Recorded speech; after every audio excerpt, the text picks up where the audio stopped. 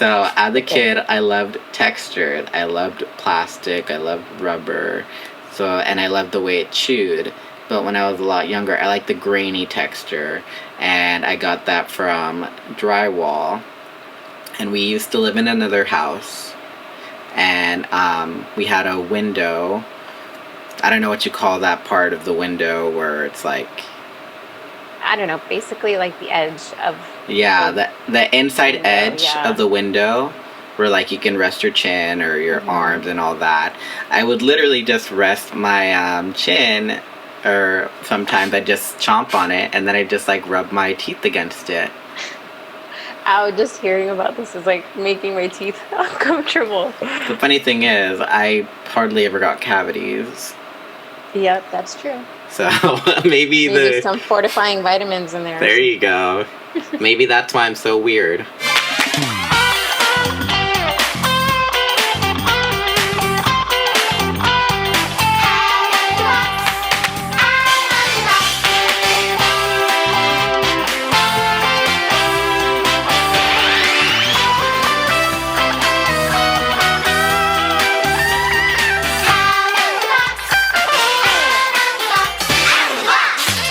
Hello everyone, welcome to an episode of The Box Cutter, where we take apart an episode of Disney's Out of the Box and see if it still holds up. My name is Daniel, and my co-host for today is my older sister, licensed vocational nurse, mother of two, and studying to be a registered nurse. My sister, Maria. How are you doing today? Hey, I'm good. How are you? It's good to be here. I'm hot because it's like 90, 100 degrees right now. With the current heat wave and everything, are you using air conditioning or are you finding other ways to stay cool? No, we purchased a brand new air conditioning, a portable AC from Best Buy recently because we needed one in each room, and we have them running all day, every day. It's just, it really cuts the heat by a lot, or else it'd be insufferable. You're a licensed vocational nurse. I am. How long have you been doing that for? I've had my license now for about 5 years, and my specialty is pediatrics. I've been in peds basically since I got my license. So yeah, I love it. So what do you normally do in terms of pediatrics? I've been in outpatient pediatric clinics. I've worked as a school nurse. Currently, I'm doing home health for a pediatric patient. So essentially, I go to the patient's home every day and I care for them, and their medical conditions in terms of medications or, any other modalities that they need help with, like G-tube or diabetes or things like that. So, so basically a nurse that comes to your home and takes care of your needs. I know that you've been working a lot, which is, a double-edged sword because, you're able to work, but also you run the risk of, contracting this virus. What are your feelings personally in terms of, like, just having that thought in your head of, you get to help people out, but you run the risk of catching it? I'm very blessed in the sense of being an essential worker right now and having work, but I'm also very blessed in the sense that my work setting is very contact limited. So, like I said, I have one ongoing patient, and I know they are very cautious because the patient is higher risk. So they've been, staying at home, limiting contacts, not going out, and essentially, I'm just coming from home to work and work to home. There's not too many other people that I'm seeing, so I'm a lot less, I run a smaller risk of contracting it than, if I were to be working in a hospital or something like that. So I'm very lucky in that sense that it's kind of like a controlled or controllable, environment. I see. Well, when I told you I started this podcast, I was kind of pleasantly surprised that you remembered that I liked this show so much. After I Yes. told you the first time that I watched it, I was in like ugly crying tears. I And was surprised that you were crying, but I do clearly remember you being a big fan of the show when you were younger, yes. I'm pretty sensitive. I just hide it very well. It's still very nice that you remember that this show was something that I was a fan of, because whenever I mentioned it to anybody else, they're like, what's that? Yes, I do clearly remember this show and their goodbye song is Yeah. the most memorable. Yeah, so let's just go ahead and jump into this episode then, yeah? Okay. So the episode is called Doctor Octor. They probably just, I don't know, it sounds like they spent 5 minutes on this title and this episode, in all honesty. Yeah, the title's kind of strange, Doctor Octor. I mean, I get it, because, like, you know, when you're a little kid, you, like, rhyme things. Like, oh, I'm Doctor Octor. I'm, Sammy Seal. And, like, it's, like, alliterations and rhyming are the limit of a lot of creativity when you're a little kid sometimes. Yeah. So the episode starts with Vivian showing the viewers something she had when she was a little kid, and it was a homemade mobile. It was ugly, and she told us how she would stare at it and imagine being in one of those planes in the mobile when she was sick in bed. But it's like, there is no way that that mobile would last from being a kid up until her being in her, I'm gonna say, like 27. I mean, you know what? You never know if it was well taken care of. You know, the part that stuck out for me in that little segment was the fact that she said she was sick in bed all day and all she could do was stare at the mobile. And I think about how much it must have sucked to be sick back in the day with no TV, no phone, no entertainment. I mean, if you're really sick, you're gonna I be forget sleeping. this was in the 90s. She was probably like a kid in the 70s or something. Right. Granted, if you're really sick, you'll probably be sleeping most of the time, but being a kid stuck in bed, sick, boring. You know? Even if you get to watch TV, it's like, it gets tiring after a while. Right, it does. So, so she hangs up the mobile, and then she sees Alicia, Jill, and Tony come into the clubhouse. And then Brandon entered the clubhouse, running to show everyone his bandage he got from his checkup at the doctor. His hot pink Band-Aid. Yes, his hot pink Band-Aid with his all blue outfit and his Timberlands. Tony pulls out Swampy, this alligator puppet, who mishears Brandon say that something about a ketchup. But the kids clarify that Brandon had a checkup, not a ketchup, and it's not something that you eat. Right. And then Vivian kind of randomly asks him if he got weighed, which I think is like a little bit of a personal question. And he was happy to announce he gained 6 pounds. Yeah, he's like, yep, gained 6 pounds. Like, well, what, do you want a medal? Yeah, I thought that was kind of strange. But then again, kids will be proud of the most weirdest things ever. That's true. I remember we went to Las Vegas, and we were at Caesar's Palace. I don't know, we were just browsing around the big old outlet, whatever. And I was like so dumb, like I was like 5 or 6. And then I was showing you this stupid little song or dance that I came up with, and then you were making fun of me for it because it was like so goofy, but it was like I was so proud to show you that I made up a dumb song and dance. Lord of the Rings. Lord my god, I did Lord of the Rings. Oh my god, it was dumb, but you were living. I was living for it. So I get that, you know, he's proud to say he gained 6 pounds, but for her to be like, oh, did they weigh you? Like, yeah, I thought that was you're not strange. his mother. Leave him alone. I would think maybe they would she would be like, oh, did they check your heart? Or how tall were you? Or, you know, but. I mean, I'm surprised they didn't say, oh, did they measure how tall you got or whatever? And that would have made more sense versus, oh, did they weigh you? Right, I Like, agree. what, is she gonna eat him or something?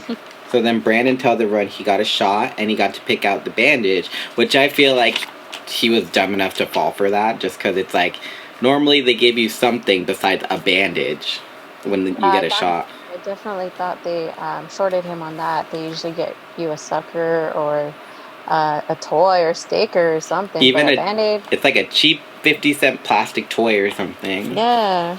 But no, they just gave him a hot pink. He got to pick the hot pink bandage, Yeah. which is kind of a ripoff. Yeah, definitely a ripoff. I'd be upset.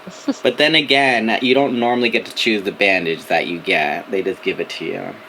Yeah, when I was working at LAC USC Hospital, I was giving tons of vaccines every day, and we just had the same exact band-aid to put on Hmm. everybody. And it was just a, tan skin colored band-aid. I guess his doctor kind of went the route of no toys, but kind of trick him into taking a shot if I let them pick a bandage. Swampy tries to eat his bandage, but Brandon warns him that he will get a stomach ache if he eats it.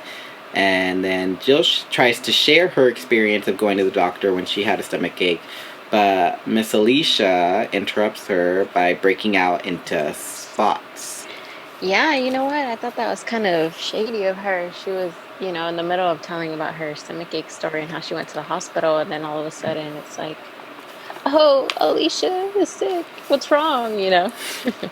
Yeah, so they have no idea what it is, so Jill suggests that they take Alicia to the doctor. And so the kids get into character and give Alicia a checkup. So first they take her temperature with the breadstick, Hmm.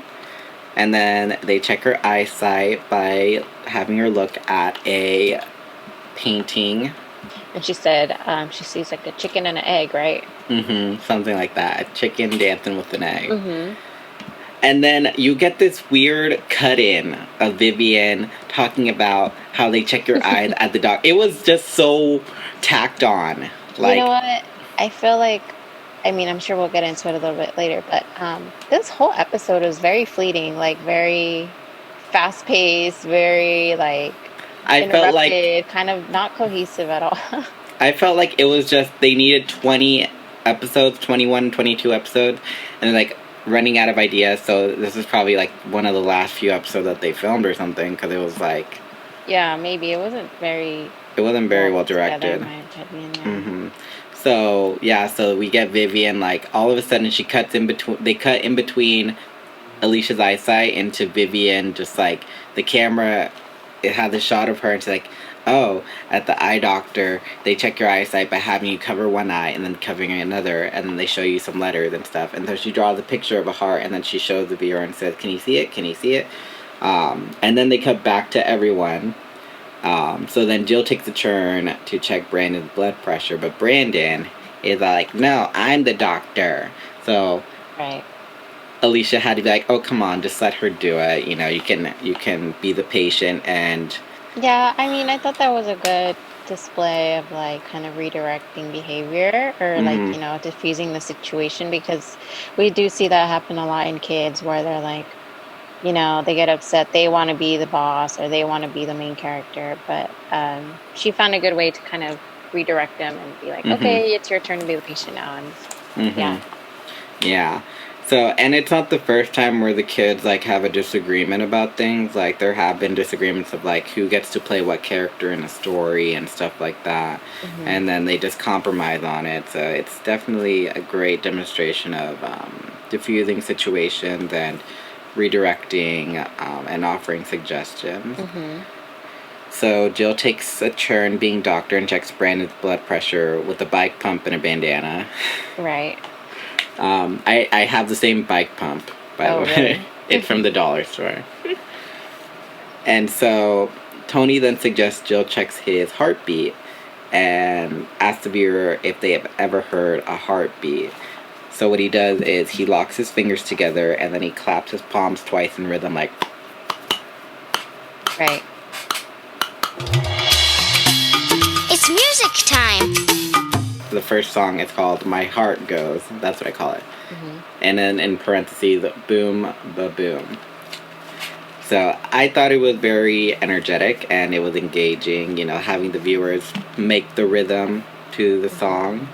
And I thought it was very informative of how the heart works, like how it speeds up when you run really fast and exercise, and how it slows down when you're sleeping. It had kind of Right. like this samba carnival type of music to it, which you don't Yeah. normally hear. And the reason why I could figure it out was because of that whistle.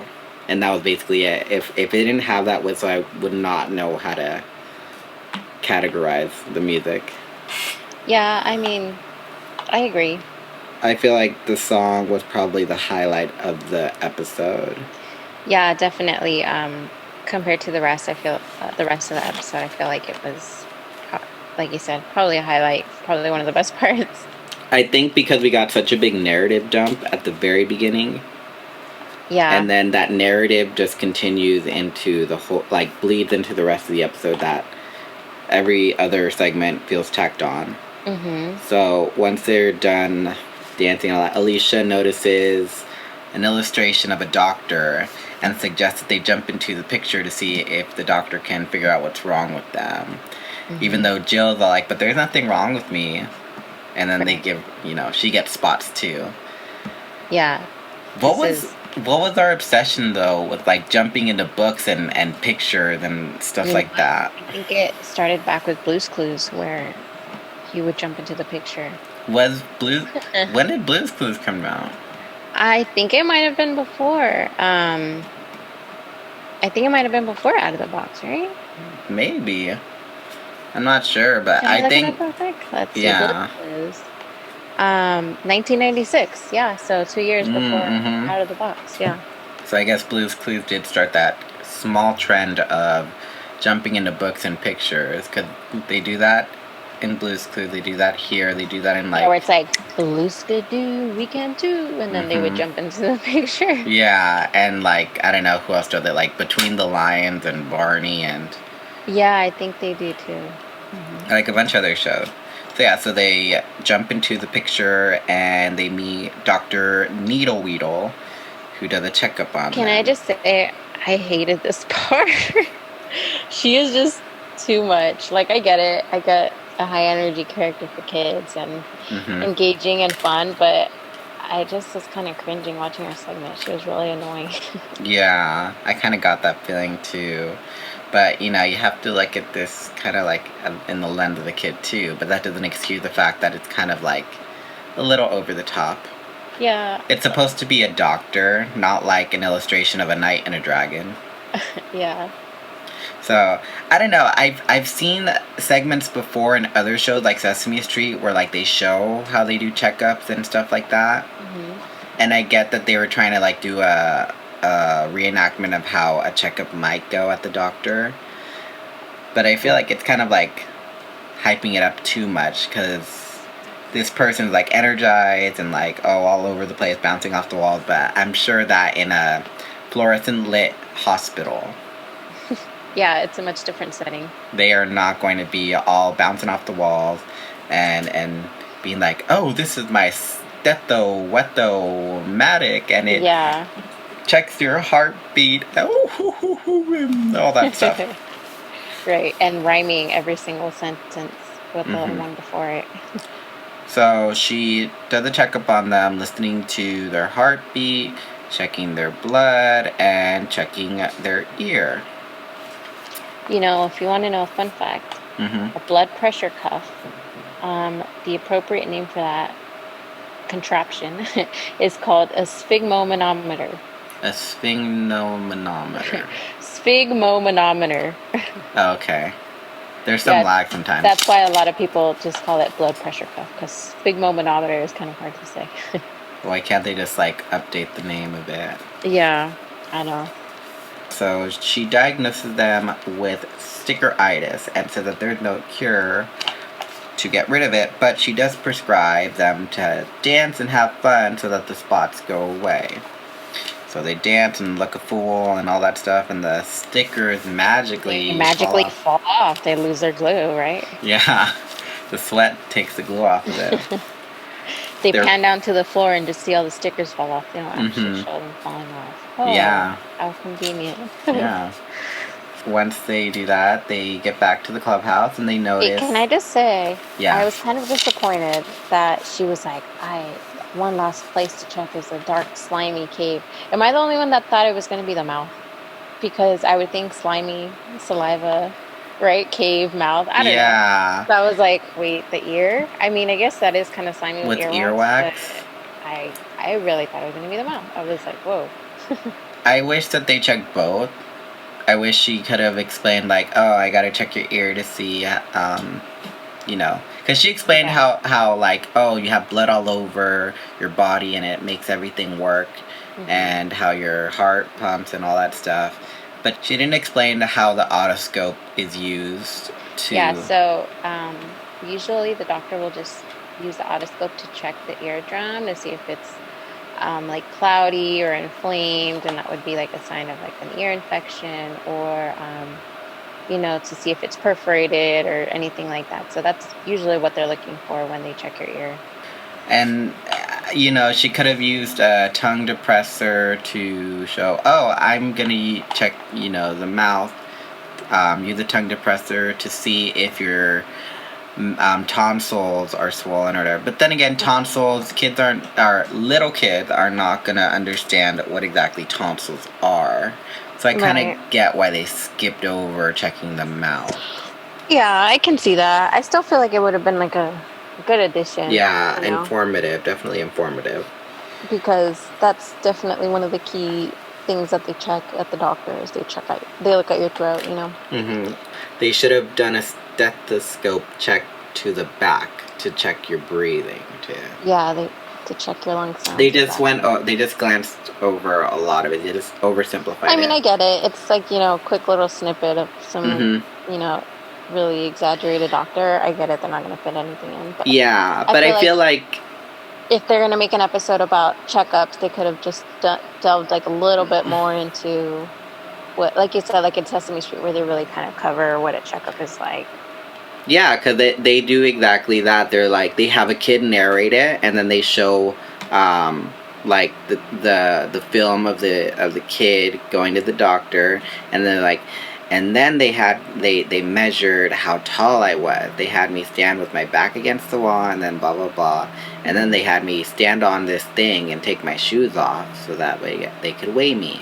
But then again, Sesame Street's been around for a long while, so they've had plenty of time to figure out how to do stuff like that. Versus Out of the Box, this is their first season, so. Right. I feel like them tackling this ambitious topic of doctors and checkup is, I give them brownie points for tackling the ambitious topic, but they were a little in over their head, and they should have. Yeah, they definitely fell short. They should have saved it for their second season. Because this feels like it would fit perfectly into their second season, because their second season's kind of a little more Barney-ish in terms of, like, the topics they cover, like the dentist and stuff like that. They get back to the clubhouse, and then they notice that Swampy has a stomachache because he's been eating things that he wasn't supposed to. So Alicia said that they should take him to the hospital, but Tony is like, well, how are we going to take him there? And then we get Brandon. He's sitting on the couch, first off. He's sitting on the couch. And then, like, well, how are we going to take him there? And then we get the camera cut to, like, a green screen. I knew it was a green screen because it looked weird.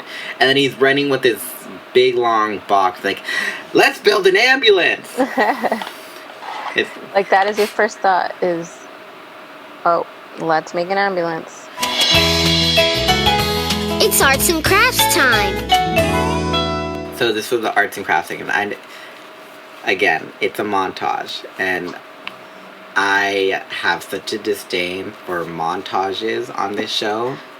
Yeah, I mean, usually in like the arts and crafts time, they'll kind of show you a craft you can do, like, that newspaper tree, or, a rain stick or whatever else, but I didn't really care for the fact that they just decorated this box with they just magically found all of these really convenient decorations around the clubhouse. And it's like, who's going to be able to build that with just the stuff they have lying around at home? Yeah.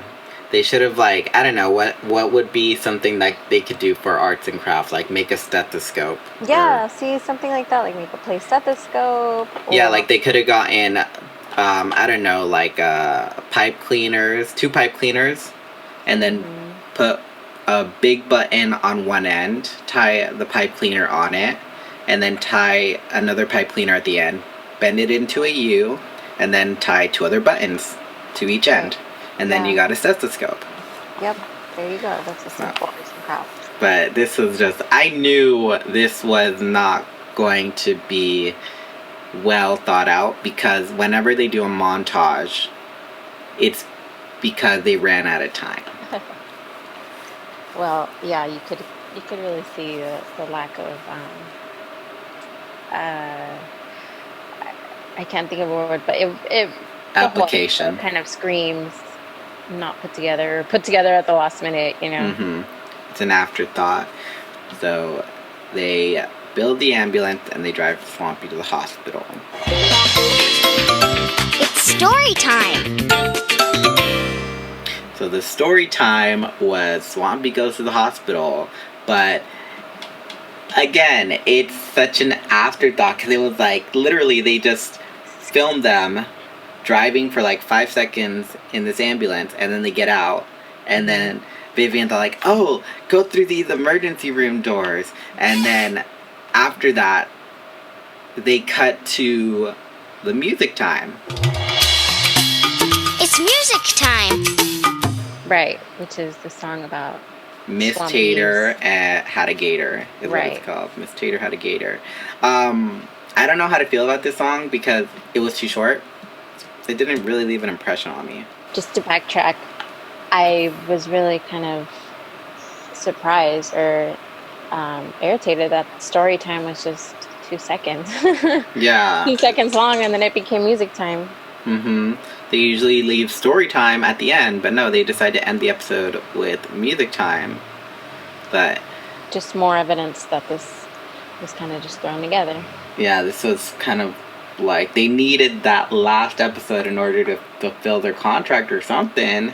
Because they're like, what are we going to do or something? I don't know. They must have botched a few episodes, because this is definitely... I'm sorry I gave you this episode. That's all I can say.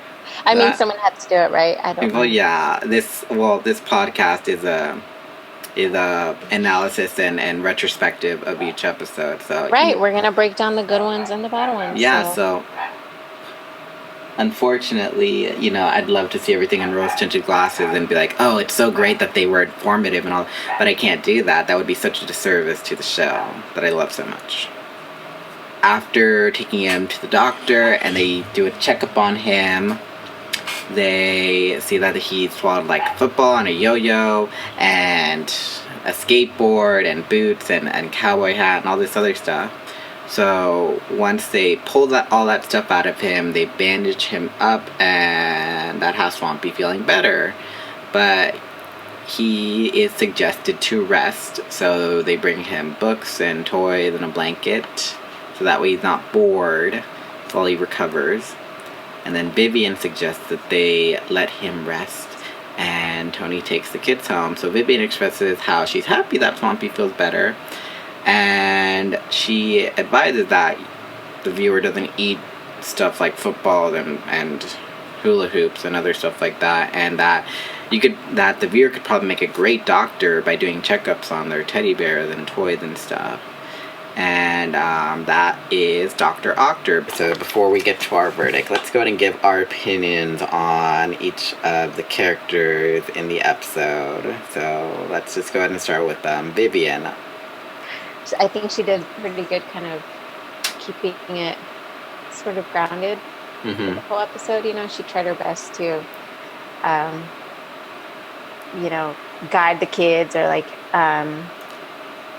was in character with them while they were like at the doctor and stuff. So I think she was okay overall.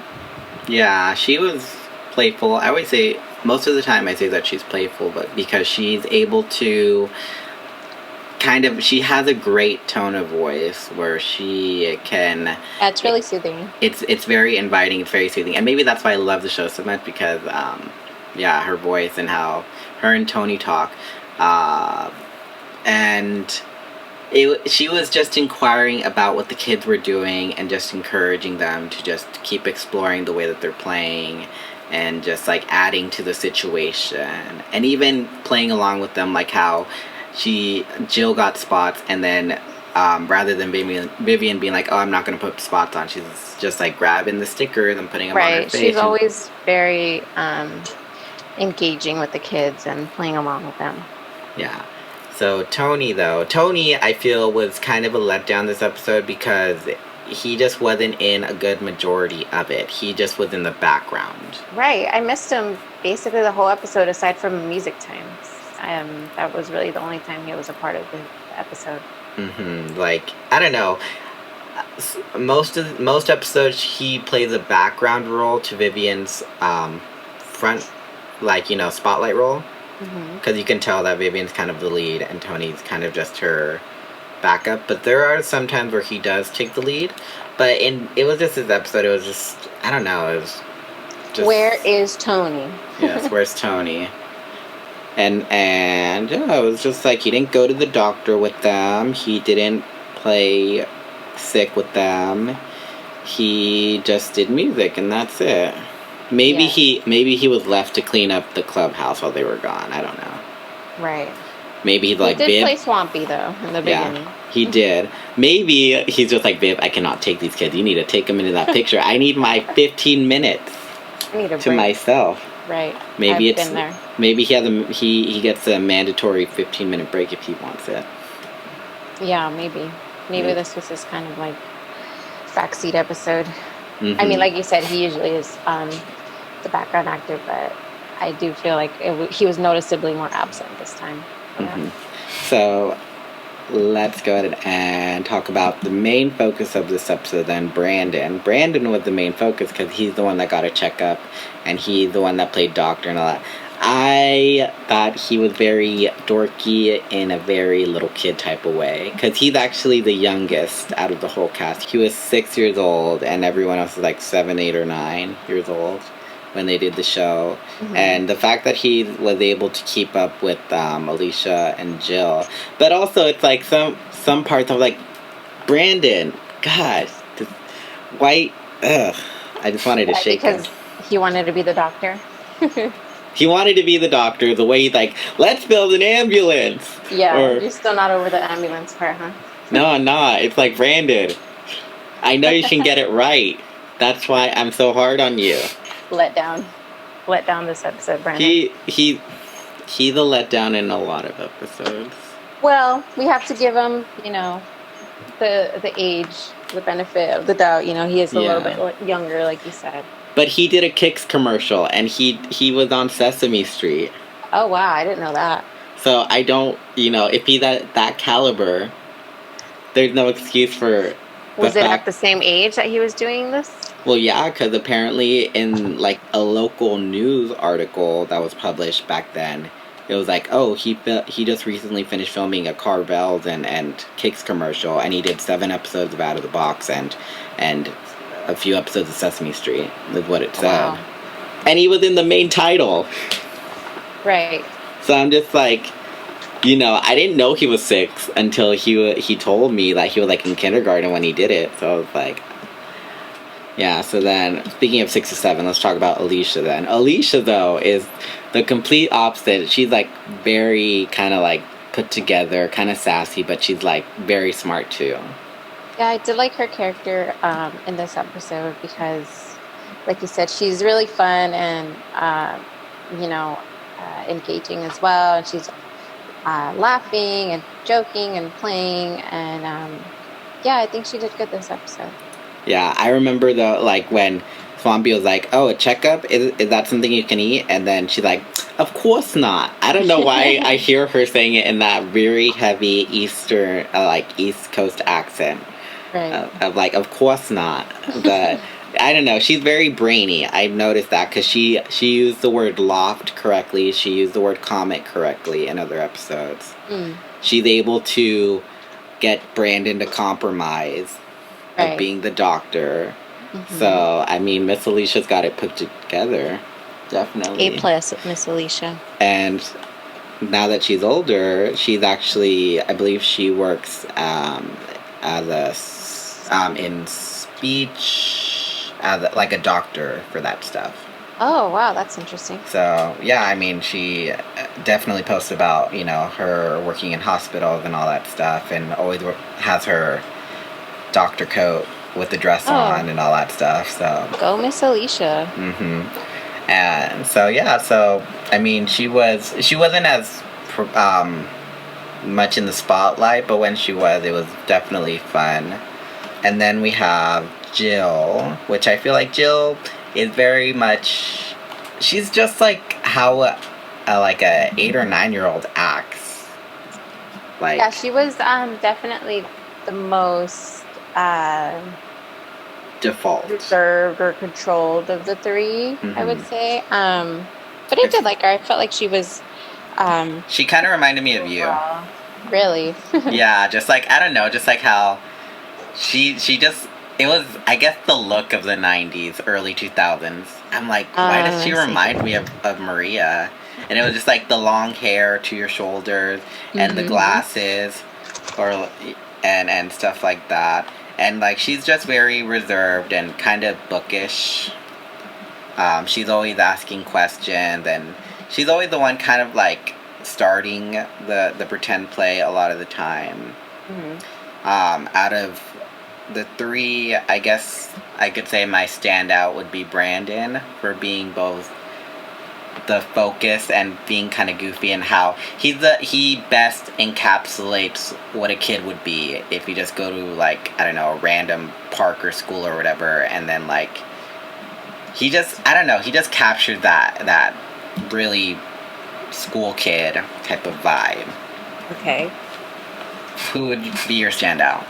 I would say probably Alicia. I just like how yeah, I think she was probably the most likable character this episode. Yeah, your daughter is definitely an Alicia.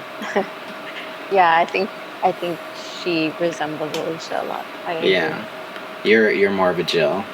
And well, I'm when a you were Jill. younger, yes. Right. All right then. So let's go ahead and get to our verdict. So either it still holds up or it doesn't hold up. So let's go ahead and start with the theme of doctors and checkups. Do you think it still holds up and would still hold a kid's attention, or is it just something that would be boring to them? I think it still holds up. I feel like kids are always enamored with doctors and, playing pretend doctor and, dressing up like a doctor and stuff like that. So I think the theme still holds up. I feel that, yeah, it's definitely a timeless theme. There are definitely a few timeless themes in this first season, like space and doctors and flying. Those are definitely some timeless themes. So you even still hear kids today say, I want to be a doctor. Right. Like little kids and dressing up, and you got showed like Doc McStuffin and all that Exactly. stuff. So it's definitely a timeless theme, so it still holds up in my opinion. Yeah, it still holds up. Alright then, so the music.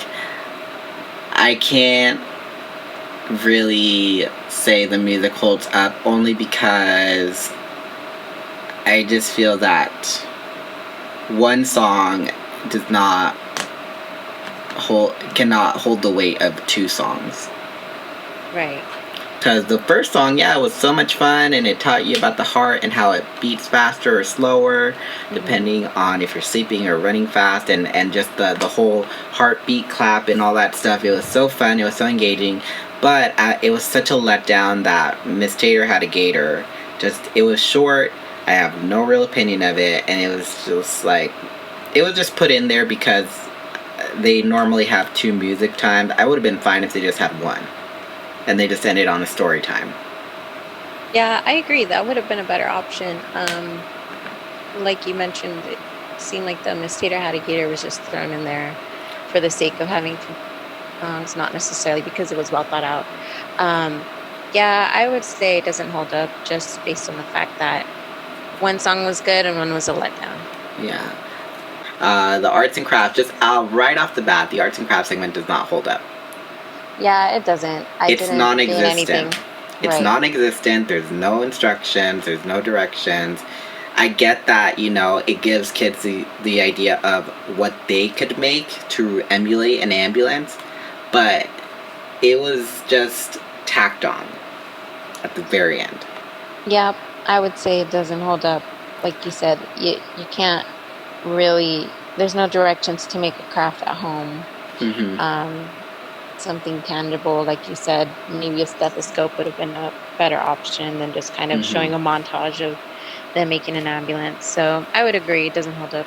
Mm-hmm. All right, then the story time. Again, this does not hold up because there was no story to begin with. It was just they took Swampy to the hospital, and then they took an X-ray and pulled stuff out of his mouth, and that's it. But it was like if they made it a story where Tony was narrating or Vivian was narrating, and it was like, Jill was playing the character of Miss Tater, and her alligator got sick, and so she took it to the hospital. Mm-hmm. Then I feel like it could have held up, but it was just literally a minute or two.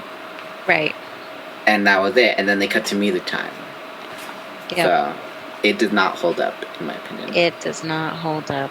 The 1 minute story does not hold up. And lastly, the overall acting of everyone. It holds up. They had to work with what they were given. And I feel like they did a good job with the stuff that they were just handed. The material, the script, whatever. I always give them a thumbs up in terms of how they act because it just comes off so naturally versus like other shows where the kids, they talk like this and they cross their arms and say, "I'm a kid." Wink. The kids in this show don't act like that. Yeah, I agree. They do seem very natural. A lot of their reactions and expressions seem very genuine, and the conversation seems very genuine. So I feel like a lot of or all of them did very well in that sense that they made it seem like very genuine interactions. Mm-hmm. So overall, though, Doctor Octor does not hold up. It does not. I'm calling it 1:01 p.m. It's dead on the spot. DOA, dead on arrival. Make sure to leave a comment if you like what you hear. Why not subscribe? I have a YouTube channel, the Box Cutter Podcast, as well as SoundCloud and Apple Podcast. Tell me what you like. Tell me what you don't like. Tell me what I can improve on by sending an email at theboxcutter@gmail.com because it takes a village to raise something beautiful. In the words of Tony and Vivian, so long, farewell, until we meet again. To be alive, my little drum, it plays so sweet. My heart goes boom, ba boom, ba boom, it keeps the beat. I want to move and swing and dance and sing to this groovy thing inside me. Ba boom, ba boom. When you take a rest, it follows you. When you slow down, your heart does too. But when you speed up, running down the street, your heart